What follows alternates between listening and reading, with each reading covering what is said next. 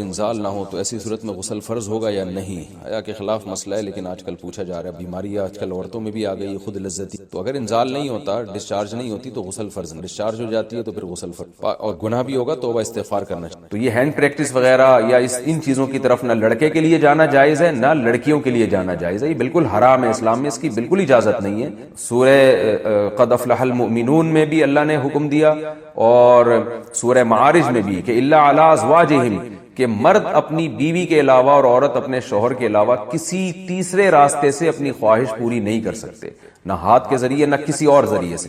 तो और हजरत उस्मान इब्ने मज़ऊन रज़ी अल्लाह ताला अन्हु, ये भी सही हदीस है, फरमाते हैं हम सफर में होते थे, बीवियों से दूर होते थे, तो हम पे औरत की जुदाई बहुत शाख गुजरती थी, अपनी शहवत पे कंट्रोल करना बहुत मुश्किल था। हमने नबी से इजाजत मांगी कि हम अपने आप को किसी तरह खसी कर दें, नामर्द बना दें, तो आप सल्लल्लाहु अलैहि वसल्लम ने इससे मना किया हमें। अब आप देखें, हजरत उस्मान इब्ने मज़ऊन इतनी शदीद कंडीशन में कि अपने आप को नामर्द करने के लिए वो तैयार हो गए थे।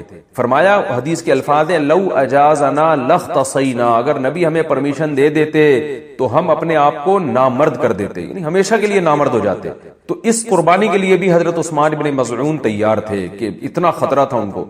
लेकिन ना उन्होंने नबी से पूछा कि क्या मैं हाथ से अपनी ख्वाहिश पूरी कर सकता हूं, ना नबी ने उनको बताया कि तुम यानी हाथ के जरिए मजबूरी में अपनी ख्वाहिश पूरी कर लिया करो। ना ना ना ना, नबी ने उनको भी हुक्म दिया ऐसे मौके पे, तज़व्वजुल वदूद अल वलूद फ़इन्नी मुबाही बिकुमुल उमम, मोहब्बत करने वाली औरत से और औलाद जनने वाली औरत से निकाह करो, मैं तुम्हारी कसरत पे क़यामत के दिन फख्र करूंगा। तो आप सल्लल्लाहु अलैहि वसल्लम ने बज़बान हाल बता दिया कि ये जो अल्लाह ने तुम पर, मर्द पर इतनी शहवत मुसल्लत की है, ख्वाहिश मुसल्लत की है, इसकी वजह यह है कि अल्लाह नस्ल चाहते हैं कि मर्द और औरत का मिलाप हो। तो मर्द और औरत को एक दूसरे से दूर रहने के लिए पैदा नहीं किया है, मिलाप के लिए पैदा की। तो इसलिए मिलाप की एक नाजायज किस्म है, एक जायज है। नाजायज है गर्लफ्रेंड बॉयफ्रेंड, ये हराम है। वला मुत्तखिदाती अखदान वला मुत्तखिदी अखदान, कुरान के अल्फाज हैं, किसी लड़की से तुम्हें दोस्ती की इजाजत नहीं। और जायज तरीका क्या है, जो सूरह मोमिनून में और सूरह मारिज में अल्लाह ने बयान किया, इल्ला अला अज़वाजिहिम, के अपनी बीवी बना के अपनी ख्वाहिश उससे पूरी करो, फ़इन्नहुम गैरु मलूमीन, और अल्लाह ने फरमाया ये लोग काबिल मलामत नहीं हैं। अगर निकाह के जरिए आप ख्वाहिश पूरी करोगे तो आपको दुनिया तो मलामत करेगी, लेकिन अल्लाह की नजर में आपको सर्टिफिकेट मिल गया कि आप काबिल मलामत नहीं। यही वजह है कि उलमा ने लिखा है कि जो बीवी के जरिए भी अपनी ख्वाहिश पूरी करे निकाह करके, उसे मलामत करना, उसे ताना देना, इस पे कुफर का खतरा है, क्योंकि अल्लाह ने उसको सर्टिफिकेट दे दिया कि भाई ये काबिल मलामत नहीं है। तो अपनी जानों पे हम सबको रहम करना चाहिए। जिना मुआशरे में बहुत तेजी से फैल रहा है, को एजुकेशन सिस्टम ने तो हमारे फैमिली सिस्टम को तबाह बर्बाद कर दिया है। तो अल्लाह मियां ने जो इजाजत दी है, इल्ला अला अज़वाजिहिम औ मा मलकत ईमानुहुम, और क्या फरमाया, फमन इब्तगा वरा ज़ालिक, जो निकाह के अलावा, अल्लाह ने ज़ालिका जो है ना, इसमें इशारा है, हाथ से इशारे के वक्त ये ज़ालिका का लफ्ज इस्तेमाल किया जाता है। गोया अल्लाह निकाह की तरफ ना, बीवी की तरफ इशारा करके कह रहे हैं कि इसके अलावा कोई और रास्ता अगर तुमने इख्तियार किया, ये क्यों, गोया हाथ से इशारा क्यों, पता चल जाए बस यही हलाल है, हैंड प्रैक्टिस हलाल नहीं है तुम्हारे लिए। इसी तरह किसी और रास्ते से अपनी ख्वाहिश पूरी करना हलाल नहीं है तुम्हारे लिए। तो इसलिए अल्लाह ने बताया सिर्फ ये बीवी है, सिर्फ ये है, इसके अलावा कोई भी रास्ता इख्तियार करोगे फउलाइका हुमुल आदून, ये लोग अल्लाह की हुदूद को तोड़ने वाले हैं। तो याद रखें, किसी मुफ्ती के फतवे की बेस पे या किसी स्कॉलर के फतवे की बेस पे ये इसको जो हैंड प्रैक्टिस है इसको हलाल करने की इजाजत नहीं है। कुरान में अल्लाह ने बहुत वाज़े फतवा दिया हुआ है इस बारे में। तो इसलिए आजकल नौजवान बहुत तेजी से इस तरफ जा रहे हैं, तो बहुत एहतियात की जरूरत है इसमें। ये नौजवानों का मसला है, आजकल बहुत ज्यादा पूछते हैं कि जी हैंड प्रैक्टिस की आदत पड़ जाती है, तो कहते हैं मैंने यूट्यूब पर इस अमल से बचने के लिए काफी सर्च किया कि कोई तरीका मुझे मिल जाए, लेकिन सिर्फ वजीफे ही बताए गए हैं। तो क्या इससे बचने के लिए सिर्फ वजीफे काम आते हैं, कोई और हल है? इंडिया से किसी ने पूछा ये मसला। ये है कि ये वजीफों से नहीं छूटती है बीमारी, वजीफों से तो इसका कोई ताल्लुक नहीं है। सबसे पहली बात तो ये जल्द से जल्द शादी करें आप। निकाह ना करने के ये वबाल है कि इंसान उल्टे सीधे कामों में लग जाता है, एक बात तो ये। दूसरा, अपना कॉन्सेप्ट क्लियर करें इस बारे में। आजकल बास डॉक्टर इसको बहुत प्रमोट कर रहे हैं और कह रहे हैं इससे सेहत को कोई नुकसान नहीं होता। तो ये बात बिल्कुल गलत है, इससे सेहत को नुकसान होता है। इस बारे में एक और डॉक्टरों की राय भी यही है, ये नहीं जो मैं बात कर रहा हूँ, इसको भी डॉक्टर इसकी तायद करते हैं। बाज़ डॉक्टर कहते हैं इससे नुकसान होता है। और सबसे बड़ी बात ये कि डॉक्टरों की तहकीक बदलती रहती है। एक चीज़ जो नेचर के खिलाफ है, एक चीज़ जिससे इस्लाम ने रोका है, वो सेहत के लिए मुफीद नहीं हो सकती।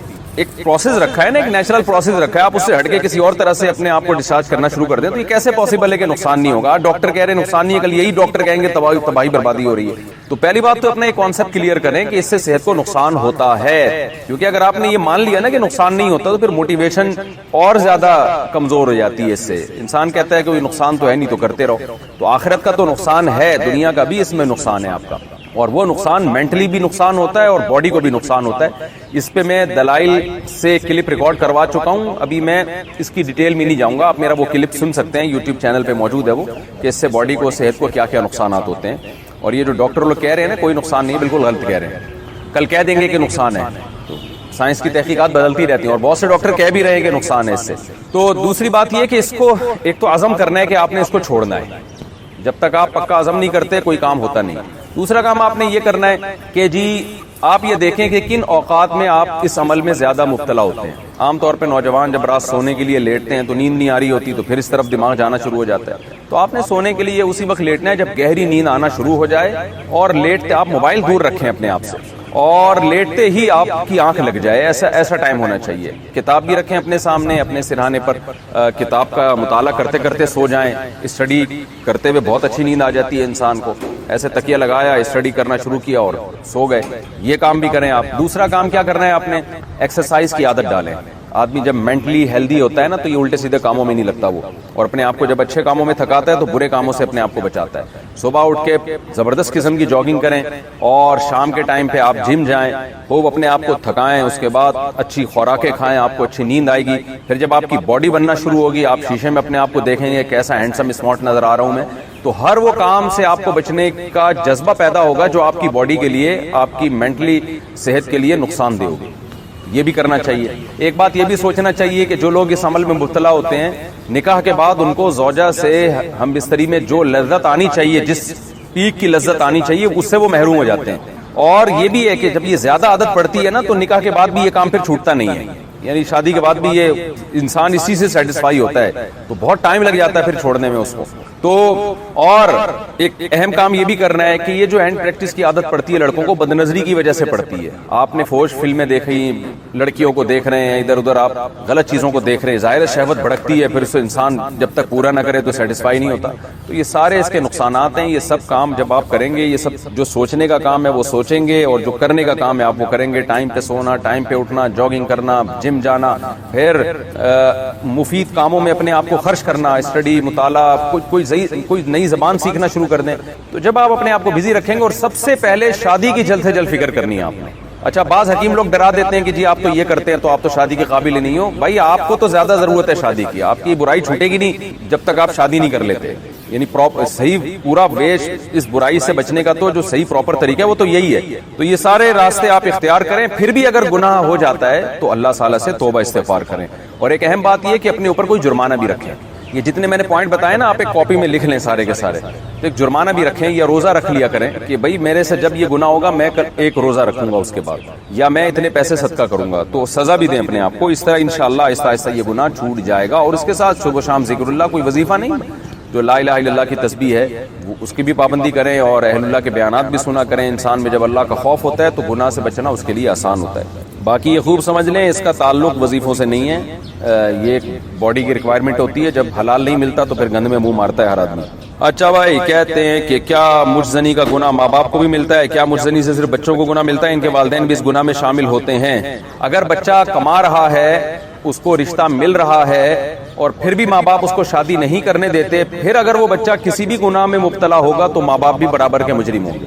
लेकिन अगर बच्चे में इस्तिताअत ही नहीं है निकाह करने की, तो फिर अगर माँ बाप निकाह नहीं करते उसका, तो माँ बाप पे अपने खर्चे पे बेटे का निकाह करना लाजिम नहीं है। हाँ, बेटी का तो लाजिम है, बेटे का लाजिम नहीं है। तो फिर ऐसी सूरत में माँ बाप गुनाहगार नहीं होंगे, क्योंकि वो तो आप में एबिलिटी नहीं है निकाह करने की, तो माँ बाप का क्या कसूर है इसमें।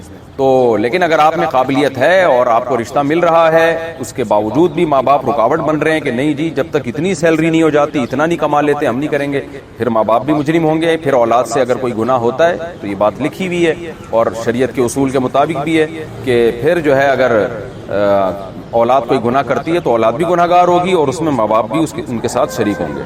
वह हिम्मत नहीं होती, असर के बाद करूंगा मैं, ये आसान है मेरे लिए। असर के बाद भी नहीं होगी, मुझे पता है, असर के बाद भी नहीं होगी। फिर आप असर के बाद कहोगे भाई इससे बेहतर एक समोसा खा लो, चाय पी लो, तो आप प्लानिंग ये करो कि यार असर के बाद भी नहीं हुई, वजह क्या है? वजह ये कि अबे सोचो आप जाके दौड़ोगे पार्क में, तो यार ऐसा करो दौड़ेंगे नहीं, पार्क में वॉकिंग कर लूंगा मैं 15 मिनट, ये तो हो जाएगा ना। तो ये लिख दो कल वॉकिंग करूंगा, खाली जॉगिंग के तस्वुर से रूह कांप रही है। तो आप फिर क्या होगा पता है, फिर आप अबे 20 मिनट कौन वॉकिंग करेगा यार, इससे बेहतर है वो जो मेरा दोस्त आया हुआ है उसके साथ इधर ही बैठ के, क्योंकि वो कौन सा वॉकिंग के लिए आपके साथ जाएगा। तो फिर आपने क्या करना है यार, 15 मिनट भी नहीं हो रही ना, ऐसा करो पार्क का एक चक्कर लगा के आ जाऊंगा बस। तो जो हो रहा है ना वो कर लो, इसका फायदा ये होगा कि अगले दिन आपके अंदर इससे ज्यादा की सलाहियत पैदा, बोलो मैंने 20 दफा तजर्बा किया है, मेरा जॉगिंग का बिल्कुल दिल नहीं चाह रहा होता था, बाज दफा बे यार सुस्ती हो रही है, जूते पहन के मैंने इरादा किया मैं जाऊंगा पार्क में ना, जॉगर पहन के गेट को हाथ लगा के आ जाऊंगा बस। आज चूंकि ऐसा होता है बाज दफा मूड ही नहीं हो रहा है यार, सुस्ती, और कोई वजह नहीं होती, वह वैसी सुस्ती इंसान के साथ ये हवाल होते हैं, हर एक के साथ होते हैं। तो मैंने तजर्बा किया है, शूज पहन लो बस आप, और बोले मैं पार्क के गेट को हाथ लगा, लेकिन अब आदमी वहां जाता है तो कहता है चक्कर लगा लो यार, कर लो भाई, ठीक है ना। जिम कभी कभार जाना होता है, हम जाते भी नहीं पाबंदी से, लेकिन जब जिस दिन स्केजुअल में होता है कि आज जाना है, बहुत ये सब काम ना नौजवानों के शुरू के बड़े जोश होते हैं। मैंने देखे बड़े लड़के आते हैं जिम जा रहे हैं और स्पीड ब्रेकर बना लिया ना बहुत सारे यहाँ पे, तो 4-6 दिन के बाद फिर सुस्ती शुरू। असल में वो टाइम होता है कि अब आपने उस काम को कंटिन्यू करना है या नहीं करना। तो ज्यादा के चक्कर में थोड़ा मत छोड़ो, थोड़ा सा करोगे तो आपको वही मोटिवेशन मिल जाएगी। कई दफा ऐसे हुआ मैं जिम गया, मैंने कहा बस एक दफा ना वो यूं पुली खींच के आ जाऊंगा मैं, आज हिम्मत नहीं हो रही। लेकिन जब आदमी जाता है तो आदमी कहता है यार प्रॉपर पूरी एक्सरसाइज करो जो आपका मामूल है।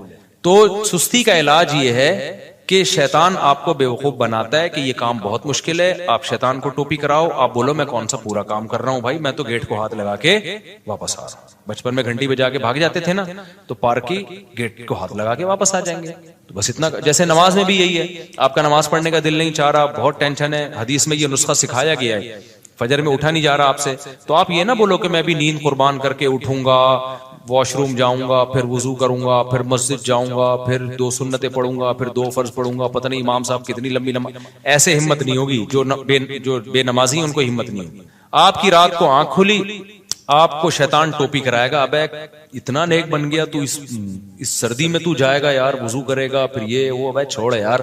तो शैतान को आप टोपी कराओ, आप शैतान को बोलो मैं इस टाइम पे बस उठ के बिस्तर पे बैठ जाऊंगा, इससे ज्यादा मैं कुछ भी, मैं एक दफा बैठूंगा 5 मिनट बैठ के दोबारा लेट जाऊंगा। तो जब 5 मिनट बैठ जाओगे फिर शैतान कहता है लेट जाना तूने तो 5 मिनट का बोला था।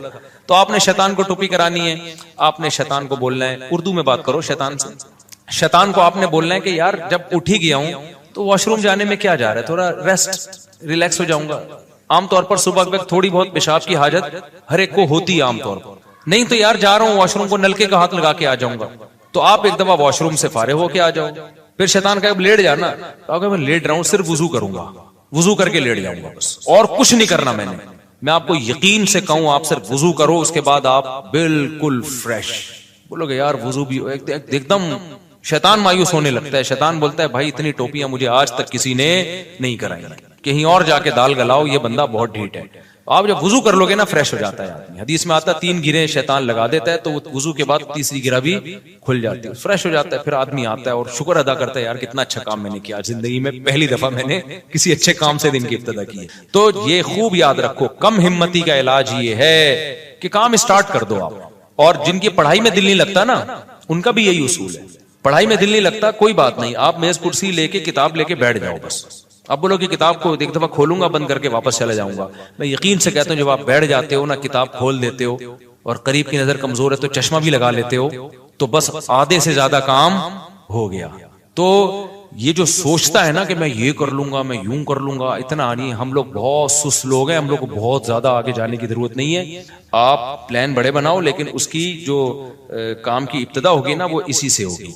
जॉगिंग नहीं होती, वॉकिंग कर लो। वॉकिंग नहीं होती, पार्क के गेट को हाथ लगा के वापस आ जाया करो रोजाना, लेकिन इसको पाबंदी करो। फिर ये भी नहीं होता तो थोड़ा सा गली में यूं थोड़ा सा निकले, पार्क की तरफ जाके वापस आ गए। ये भी नहीं होता तो शर्म से डूब के मर जाओ। फिर आप छोड़ दो कि आप दुनिया में कुछ करोगे, सही है ना। फिर बेहतर है चुल्लू में पानी लो और डूब के मर जाओ। क्योंकि इतने सुस्त होते हैं ना। वो एक वही मुझे याद आता है, एक बच्चा बड़ा सुस्त था। अब्बा बेजार आ गए, यार कमबख्त कोई काम करता ही नहीं है। तो अब्बा एक मशीन ले आए। अब्बा ने कहा बेटा मैंने तेरे काम आसान कर दिए, बटन दबाएगा, जो काम कहेगा वो हो जाएगा। बटन दबा दिया, रोटी आ जाएगी। बटन दबा दिया, कपड़े आ जाएंगे। वो बच्चा कहता अब्बा बटन कौन दबाएगा, बटन दबाने के लिए एक अलग मशीन लेकर आओ। तो ये चल रहा है मार्केट में। बस जल्दी मसाइल खत्म कर दूं मैं। मुफ्ती साहब सबसे पहले अस्सलाम वालेकुम, मेरा इजी पैसा जायज में लोन लेना जायज है या नहीं? देखो इजी पैसा, ये जायज कैश में जो आप लोन लेना, हाँ वो जो लोन लेते हैं ना, वो लोन नहीं होता। वो आपको फ्री वो कॉल्स दी जाती हैं, जिसके जो महंगी करके दी जाती हैं, उसको वो लोन से ताबीर करते हैं कि आप 100 रुपए का बैलेंस डलवा लें। हालांकि बैलेंस नहीं आता। 100 रुपए में जितने कॉल के यूनिट मिलने चाहिए ना, जो 80 रुपए में मिलने चाहिए, वो 100 रुपए में महंगा करके दे रहे होते हैं आपको। तो ये लोन नहीं है। लोन तो कोई पैसा दे रहा हो ना, ये पैसा थोड़ी, ये तो आपको कॉल्स बेच रहे हैं, महंगी करके बेच रहे हैं आपको कॉल्स के यूनिट। क्योंकि चीज हमेशा कैश पे सस्ती होती है और क्रेडिट पे महंगी होती है। तो ये जायज है, इसमें कोई हर्ज नहीं है, वो लोन नहीं है। हमने हर तरह से अपने भाई को समझा दिया कि काम करो, सलावातें भी बहुत सुनाई, वो आपके बयान में मौजूद है, उनकी इस्लाह कर दें, काम कर लें, बीवी बच्चों की जिम्मेदारी उठा लें। जब वो किसी काम के नहीं थे, उनकी शादी क्यों कराई? ये भी तो बड़ा मसला है ना। जब बंदा कुछ करके ही नहीं दे रहा, आप अपनी जिम्मेदारी पे शादी करा लोगे, तो उसको जो मोटिवेशन एक मिलती कि यार मैं अच्छा कमाऊंगा तो अच्छा रिश्ता मिलेगा, वो मोटिवेशन भी गई, तो और सुस्त हो जाएगा। अब जो भी बैठे हुए हैं माजरत के साथ, तो हमेशा शादी कराएं, अपने खर्चे पे भी कराएं, लेकिन उस बच्चे की जो आपको लगे कि ये कुछ करेगा, कि स्टाइल से लग रहा है कि कुछ, यही नहीं कि सिर्फ 16 बच्चे पैदा करेगा ये क्योंकि लोग कह रहे होते हैं कि आज आप क्या काम करेंगे, नहीं आप मैं 18 बच्चे पैदा करके दिखाऊंगा। तो ये भी एक काम है। वो गिलगित में नहीं, वो एक साहब मिले थे, उनके 28 बच्चे थे, 4 बीवियां। तो मैंने उनसे पूछा आप क्या करते हैं, यानी इसके अलावा और क्या क्या काम है आपके?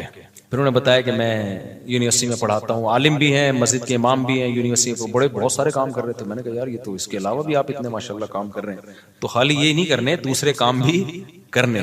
तो हम जो फैमिली प्लानिंग के खिलाफ है ना, तो खिलाफ का ये मतलब नहीं है कि सिर्फ यही काम को फोकस करें। आपने दूसरे कामों के साथ नस्ल को रोकना नहीं है। जितनी अल्लाह औलाद दे दे तो ले लेनी है वो औलाद, इसके बड़े फायदे हैं। अच्छा भाई सलावातें काम नहीं करते भाई। देखो इस तरह के जो लोग हैं ना, ये वाजिबुल चित्रौल होते हैं। मैंने कई बार एक वाकया सुना है, मैंने जैसे बताया ना, ऐसे प्लानिंग करें, पार्क को हाथ लगा के आ जाए, इतना तो करना पड़ेगा ना, तो ऐसा ऐसा मोटिवेशन मिलती है। जो इतना भी ना कर रहा हो, उसका हल मैं एक दफा बयान में बता चुका हूँ। हम मदरसे में रहते थे, तो हमारे सामने एक छोटी सी बेकरी थी। बेकरी छोटी सी इसलिए कि काउंटर छोटा सा था, बाकी तो पूरी उनकी फैक्ट्री थी पीछे। उसमें वो मैंने देखा पंजाब की फैमिली थी, वो बहुत स्पीड से काम कर, वहीं वो बागर खानियां और केकरस उन्हीं की वहीं बनते थे और सुबह सुबह ताजा ताजा मिलते थे, बड़ा टेस्ट होता था उनका। बिस्किट भी वो खुद बना रहे हैं, तो जाहिर एक ताजा चीज बन के आएगी। हम जाते थे मदरसे के, अक्सर तलबा वहीं से नाश्ता लेते थे, ब्रेड लेनी है, केकरस लेने हैं, तो सब वहीं से लेते थे। तो मैं उनको देखा बहुत एक्टिव है वो लोग। पंजाब के लोग आपको पता है वैसे बिजनेस में एक्टिव बहुत होते हैं, सुस्त नहीं होते वो लोग। तो अब वो ठगा ठक बाहर खानी 20 रुपए की चाहिए, ठगा ठक एकदम लाए, पैसे लिए, ऐसे स्पीड में काम कर रहे होते थे। अब जो लोग ताजिर होते हैं ना, उनका जब बिजनेस बढ़ता है तो अपने बच्चों को भी बुलाना शुरू करते हैं। तो मैंने देखा कि उनका जो है ना 18-20 साल का एक लड़का पंजाब से उन्होंने बुला लिया कि चल भाई तू भी आ जा बेकरी में हमारे साथ। वो आ गया, वो उस तरह का आदी नहीं था। अब हमने उससे, मैंने बाखर खानी मांगी, यार 2 बाखर खानी लाते। वो जा रहा है खुजाता हुआ ना, यूं करके ऐसे जा रहा है, यूं खुजा रहा है, चलता हुआ जा रहा है, लाके दे रहा है। वो उसको कह रहे हैं बेटा बेटा बेटा करके बात करें, भाई थे और वालिद होगा उनका, कि बेटा कस्टमर खड़ा हुआ है, ऐसे बिजनेस नहीं होता, ऐसे तुम जा रहे हो बातें कर, कस्टमर आ रहा है ना, तो कोई बातें कर रहा है तो कस्टमर से बातें करने में लग गया वो। तो वो मैंने देखा पूरा हफ्ता तकरीबन वो यही ढीलापन, और वो बार बार उसको डांटे, यार तू क्या कर रहा है बेटा, ऐसे नहीं होता बिजनेस, बिजनेस में बहुत एक्टिव रहना पड़ता है, ठगा ठग निपटाओ लोगों को। बात उसको समझ में नहीं। एक दिन मैं आया तो मैंने देखा वो भी उसी स्पीड में ठकाठक आ रहा है, जा रहा है, ऐसे ना बिल्कुल। तो मैंने कहा यार ये क्या हो गया। पता चला कि जी इनकी फैमिली में ये रिवाज है कि शुरू में इस तरह मोहब्बत से समझाते हैं, नहीं आए तो कमरा बंद करके ना तबीयत से चित्रौल लगाते हैं। तो गालिब गुमान करीब ब यकीन है, पुराना किस्सा हो गया, मुझे पूरी तफसील याद नहीं, उसको भी तबीयत से उन्होंने धोया है कि तुझे एक हफ्ते से समझा रहे हैं भाई ये कारोबार का तरीका नहीं होता। रिड़ता रिड़ता जा रहा है, वहां जाके फिर बातें कर रहा है, फिर कभी किसी से पूछो, मोबाइल तो था नहीं, कभी किसी से बातें कर रहा है, मोबाइल होता तो फिर तो बिजनेस तो बिल्कुल ही खत्म, टिकटॉक पे वीडियोस देख रहा होता बैठ के। तो वो तबीयत से, उनका रिवाज खानदान में, पंजाब में होता है, भी होता है, तबीयत से धो दिया ना उसके बाद टकाटक टकाटक। तो यहाँ कोई बैठे हुए बहुत माजरत के साथ, तो जो इस तरह का सुस्त हो ना, तभी ये बड़ा भाई और बाप बहुत बड़ी नेमत है। ये जो मोटिवेशनल स्पीकर से जो चीज नहीं, अच्छा ये मोटिवेशनल स्पीकर जो होते हैं ना, जो बता रहे हैं एक्चुअली हमने स्ट्रगल, इनकी भी पिटे होते हैं बचपन में, अब्बा ने पीटा होता है एक दफा तबीयत से तो ठीक हो गए थे, तो वो पिटने का वाकया नहीं बता रहे होते, ये बताते हैं एक्चुअली हमें भी ये स्ट्रगल की हमने, कौम सुस्त है, इसमें कोई स्ट्रगल वाला इस माहौल में पैदा, मैं खुद भी पिटा हूं सही है ना, जो मैं आज बातें कर रहा हूं बैठ के, मैं भी बड़ा सुस्त था, काम ही नहीं होते थे, सुस्ती, स्कूल नहीं आ रहे, अब्बा लाते थे पाइप पकड़ के कूट देते थे, तो एक हफ्ते तक अल्हम्दुलिल्लाह एनर्जी पैदा हो जाती थी, एक हफ्ते तक हम बिल्कुल फिट फाट, फिर आहिस्ता आहिस्ता ढीलापन आ रहा था, फिर अब्बा एकदम चित्रौल लगा दिया करते थे, कभी भाई लगा देते थे, मुझसे तो टी की डंडी नहीं लिखी जाती थी ऊपर। मैंने एक वाकया सुनाया ना, मैं इंग्लिश में एक वर्ड लिख रहा हूं तो इतनी सुस्ती से लिखता था, सुस्ती असल में बाय नेचर सुस्ती नहीं थी, मुझे खेल कूद का दिल चाहता था, पढ़ाई में सुस्ती थी, मेरा दिल चाहता था उधर भागने दौड़ने में हम लगे, तो मैंने टी लिखा है सुस्ती में, ऊपर का ना वो डंडी नहीं डाली, ये वाली खाली ये वाली तो ऐसे मैं लिख रहा हूं और ऊपर से डंडियां छोड़ रहा हूं, तो मुझे याद है एक जोरदार चमाटा आया ना, गैबी चमाटा आया, एकदम मैं हिल गया, तो मेरे बड़े भाई ने लगाया था थप्पड़, उन्होंने बोला यार तुम इतना क्या लिखो, तमीज से तो लिखो, टी की डंडी तो डालो। उसके बाद से आज तक इस वाक्य को, मेरा ख्याल है ये 80s का वाक्य, मैं बहुत छोटा था उसको, 87 या 88 की बात होगी, 88 बहुत वंस अपॉन अ टाइम, इतना पुराना तो मैं लग भी नहीं रहूंगा आपको, तो 88 की बात होगी। उसके बाद से आज तक सब कुछ भूल सकता हूं, जब मैं टी लिख, मेरे भाई भी ये वाक्य भूल गए होंगे, जब भी मैं टी लिखता हूं ना, ऊपर की डंडी आज तक मैंने कभी नहीं छोड़ी। हो सकता है कोई लफ्ज लिख रहा हूं, स्पेलिंग गलत लिख दूं मैं, 2-3 अल्फाबेट ही छोड़ दूं, लेकिन जहां टी आएगा तो पूरा आएगा, उसके ऊपर की डंडी कभी भी। तो कुछ चीजें होती हैं जो घर में बहुत सुस्त हो ना, हिल के नहीं दे रहा हो, आपने मोटिवेशनल स्पीकर भी सुना दिए उसको, सबकी तकरीरें सुना दी, हमारी तकरीर फिर भी तो बेहतरीन है, एक दफा उसको तबीयत से धो डालो, इंशाल्लाह सेट हो जाएगा। लेकिन आजकल बच्चे बदतमीज इतने हो गए हैं, बड़ा भाई डांट दे तो वो आगे से जवाब दे देते हैं, बाप डांट दे तो आगे से जवाब दे देते हैं, तो इस बदतमीजी वाले माहौल में तो फिर तरबियत नहीं हो सकती भाई। इसलिए कहते हैं पहले बच्चों को तमीज सिखाओ, बाद में बाकी चीजें सिखाओ। हर तरह भाई को समझाया, वो भाई बेचारा अल्लाह खैर करे। आपने पिछले जुमे में कहा था मैं पहले खुद को स्टेबल करने का हदफ बनाओ, फिर बाद में माँ बाप को हज करवाना, अगर ऐसा करेंगे तो इस साल हज का सीजन चला जाएगा, तो चला जाए भाई।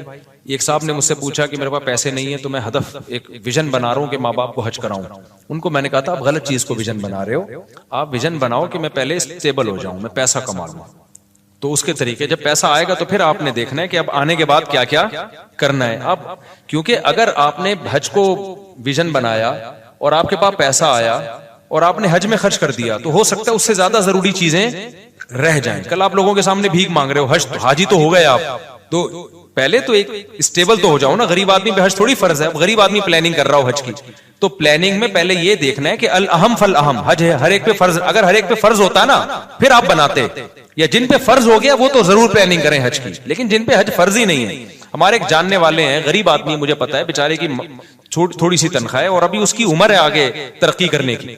उसने इतने साल पैसे जमा करके ना उम्रे के पैसे जमा किए, बहुत अच्छा जज्बा था उसका। मैंने कहा देखो आप अभी एक गरीब आदमी हो और आपकी अभी शादी होगी, आपके आगे औलाद होगी, इतनी मुश्किल से आपने पैसा जमा किया, उम्रा करना यकीनन बहुत बड़ी इबादत है, लेकिन जितनी गुंजाइश है उस हिसाब से आप प्लानिंग करो ना।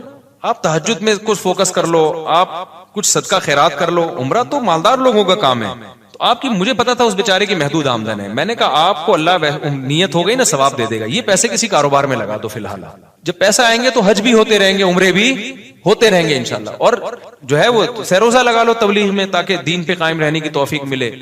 तो उम्रा करने से मैं नहीं रोक रहा आपको, लेकिन मैं रोक रहा हूं ऐसी चीज से। देखो इसकी मिसाल ऐसे जैसे नबी की खिदमत में एक साहबी आए सारा माल लेके कि सारा सदका है, आपने मना किया कि सारा सदका मत करो। अब इश्काल हुआ लोगों को, अबू बकर का तो सारा माल कबूल कर लिया। भाई अबू बकर का जो तवक्कुल है वो लेवल और है, और हर एक का लेवल तवक्कुल का अबू बकर जैसा नहीं होता।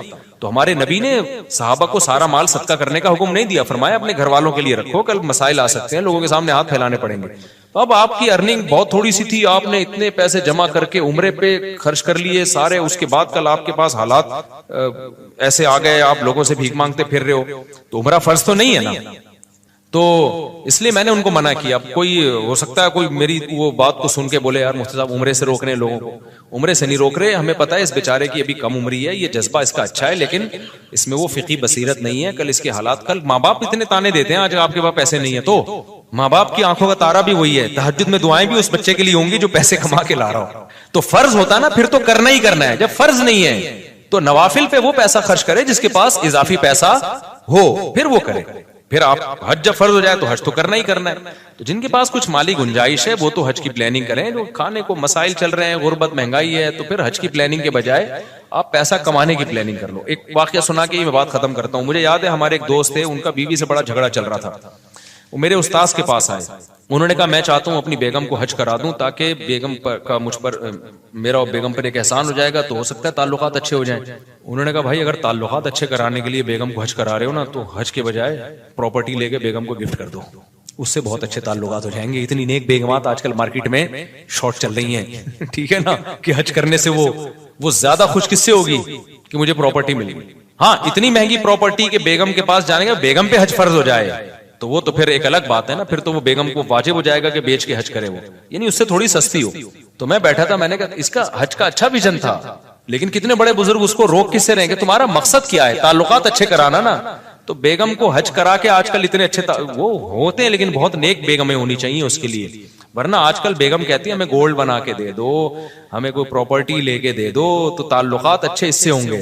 और जब एकदम अच्छे ताल्लुकात हो जाएंगे ना, फिर हज पे जाओगे तो वहां भी आपके साथ अच्छा गुजारा होगा। अभी फड्डे वैसे ही चल रहे हैं, हज पे ले गया ना तो ये ताल्लुकात, हज पे तो ताल्लुकात इतनी टेंशन होती है और ताल्लुकात खराब होने का खतरा होता है। अरफात के मैदान में और मुज़दलिफा में बड़े मसाइल होते हैं, पैदल चलना पड़ता है। तो मुझे उनकी फिकी बसीरत पे बड़ा रश्क आया कि यार जाहिर परस्त आदमी तो कहेगा हज से रोक रहे हैं, लेकिन अक्लमंद कहेगा भाई ये एक ऐसे काम से रोक रहे हैं जिससे मियां बीवी के ताल्लुकात अच्छे होने के बजाय खराब होने का। हाँ, जिनके पास बहुत ज्यादा, उसके पास महदूद आमदन थी, ज्यादा पैसा नहीं था, लेकिन जिनके पास ज्यादा पैसा है वो जरूर बीवी को हज कराए, उससे ताल्लुकात अच्छे ही होंगे, क्योंकि उनके घर में मसाइल गुर्बत महंगाई के चल रहे हैं, टाइम पे राशन नहीं आ रहा और बातें हो रही हैं बेगम को हज कराने की। तो वो आलिम को पता था इनके घर में माली वसाइल ज्यादा नहीं है इनके पास, तो अब वो पैसा जमा करके हज करा के ताल्लुकात अच्छे कराना चाह रहे हैं। तो जाहिर है वो तो जब दोबारा हज के बाद आएंगे, जब